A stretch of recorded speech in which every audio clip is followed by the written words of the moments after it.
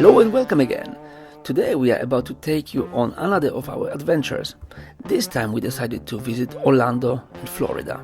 At the end of the video series, we are going to give you some tips and advices, what to do, what not to do, and what to be aware of when you're traveling to US.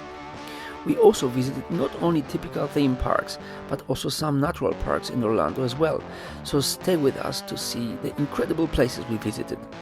Disclaimer here, please mind that we are giving you our true opinion about places we visited, but it's only our opinion, so you may disagree. Also, we're not going to go into depths about rides, as you can find brilliant videos on YouTube with details about all places we have visited. Let's begin. Again, it was a very different trip to what we normally do.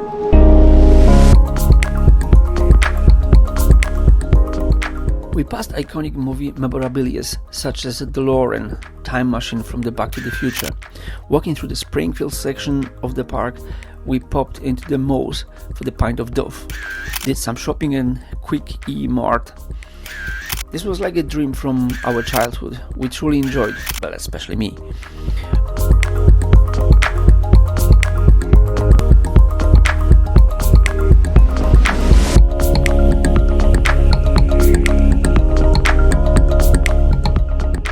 We continued our exploration through the different parts of the park like New York or San Francisco. Walking those streets, we had the impression that we were actually there.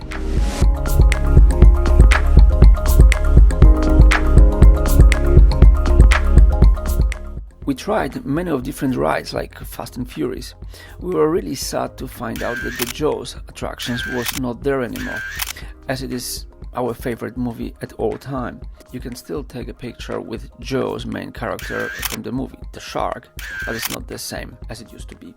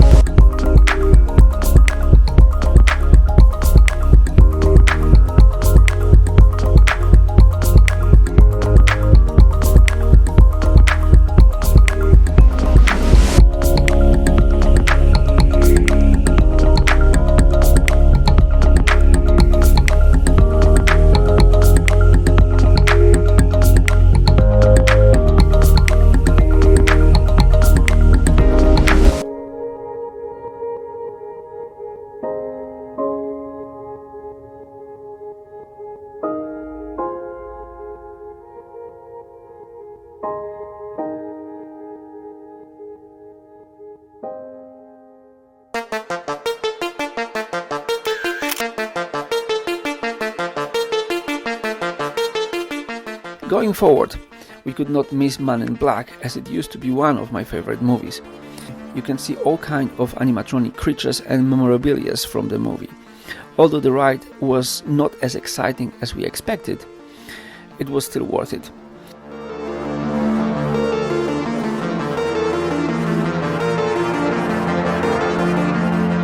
Next on our list, E.T. experience. Although we knew that is not going to be adrenaline stimulating ride, we still wanted to do it mainly for the sentimental reasons. The ride was not really consistent with the movie. It took us to the magical world of E.T., which actually was really cool. Mandatory position for all who love the movie.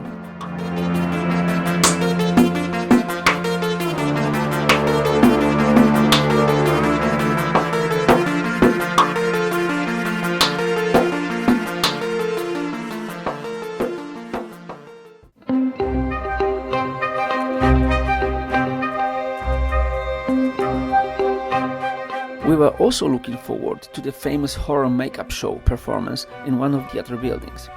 While we were waiting for the show, we could admire memorabilia from different horror movies including Jaws, The Thing, American Werewolf in London, Chucky or Dracula.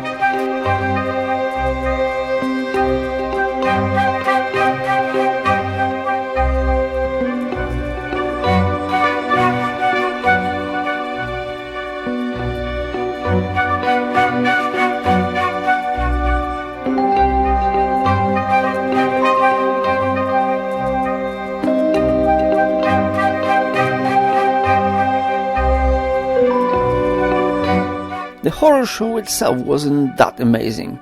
It was not as graphic as I would have liked. but it is presented in a humorous way, so overall worth watching, as it was good fun for the whole family.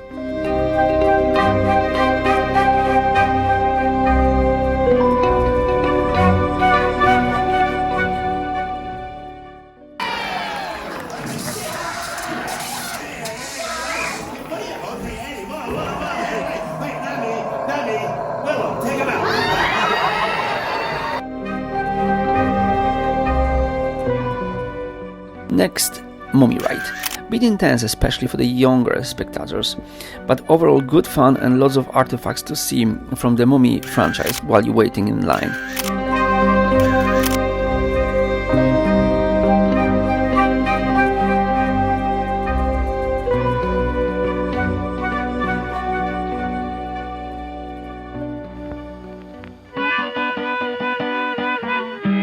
After that we moved to the more American side of the park, where you could admire old American cars, and also we had our lunch in a classic American diner.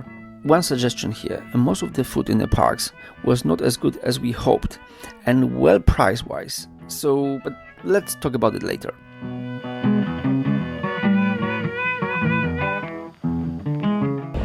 This is awesome. Absolutely amazing. We were impressed with the size of the park and the number of attractions provided to the visitors. You can see all sorts of characters passing by, such as ladies in Mardi Gras costume. There's always something going on. We were blown away by the huge universal globe spinning at the entrance of the park, and the enormous archway that invites us to enter one of the world's most iconic theme parks. The blue sky and the green of the trees and beautiful buildings blew our minds.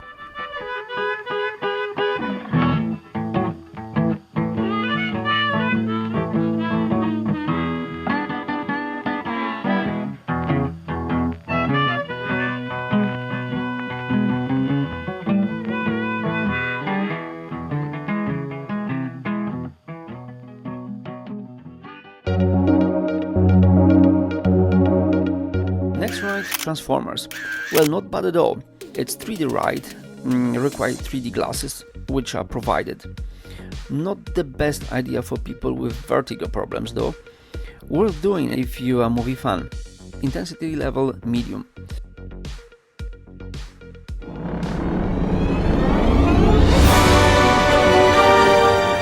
Well, Universal Studio would not be the same without the fairly recent attraction, the Harry Potter World.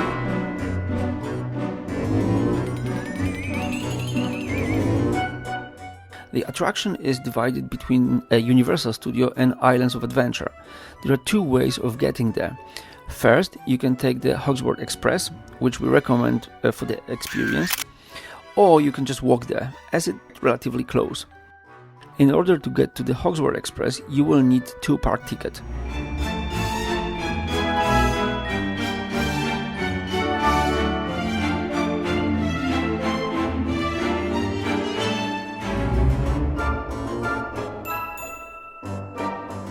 The train itself was a treat. While you are waiting for the next train station, you can admire the different movie-related scenes just looking out from the window. The projectors installed in the train's windows give you impression of a real magical trip in Harry Potter world.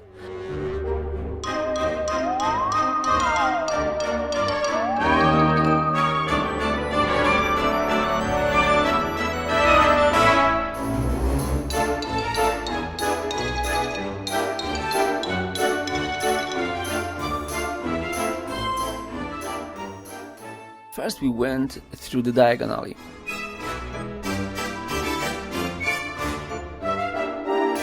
The building that was most impressive was Gringotts Wizarding Bank.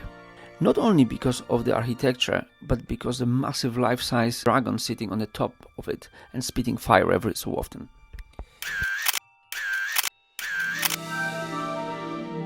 Inside the building didn't disappoint either. Visitors can admire the animatronic characters from the movie minding their own business. As you go through Gringotts, you reach the escape from the Gringotts ride. I have to say, it was one of our favorite rides in the park. It was dark, intense, and full of unexpected turns. mandatory for all Harry Potter fans. Well, Diagon was really impressive, much bigger and more complex than one in London. It was extremely immersive and magical. After that we took the train to Hogsmeade Village, which is in the neighborhood park, Islands of Adventure.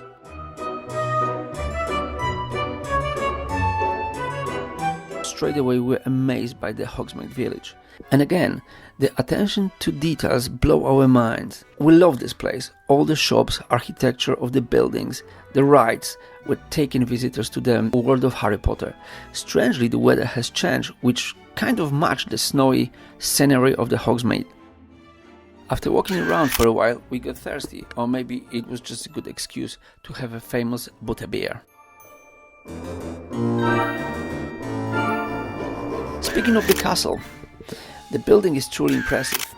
In London we only have a small-scale model of Hogwarts School of Witchcraft and Wizardry, but in Orlando they went one step further and they built a life-size version. Of course, the castle is not as impressive as the original castle from the UK, which is Alnwick Castle or Durham Cathedral, where used to make the magical backdrop of Hogwarts. Hogwarts Castle, how cool! We're looking forward to another ride.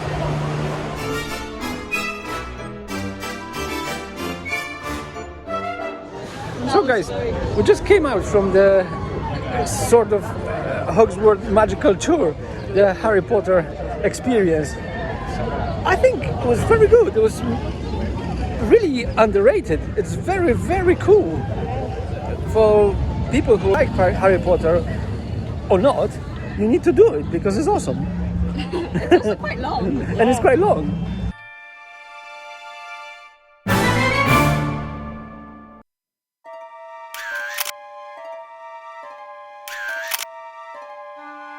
And finally, the best attractions of Harry Potter World is Hagrid's Magical Creature Motorbike Adventure. It is truly thrilling experience which gives you adrenaline kick and a high level of endorphins, make you scream and laugh a lot. But is it the best attractions of the Islands of Adventure? Well, we would say no, but we will discuss it in the next part of our holiday adventure video.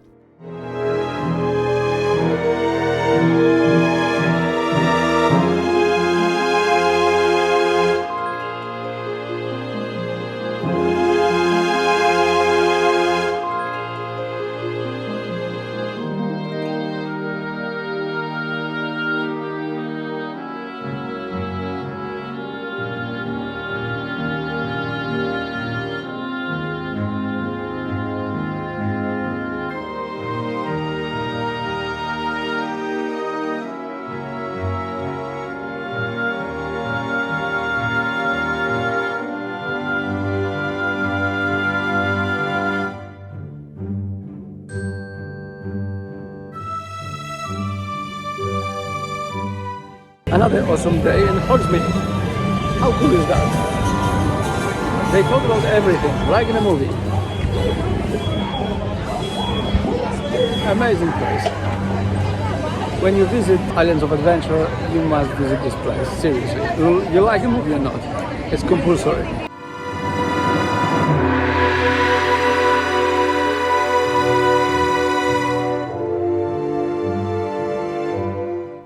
It was a magical journey we will never forget.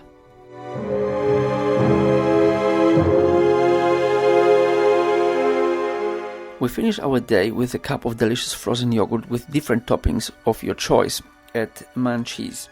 If you like our video, if you find it helpful, please like and subscribe to help us to create more cool travel vlogs.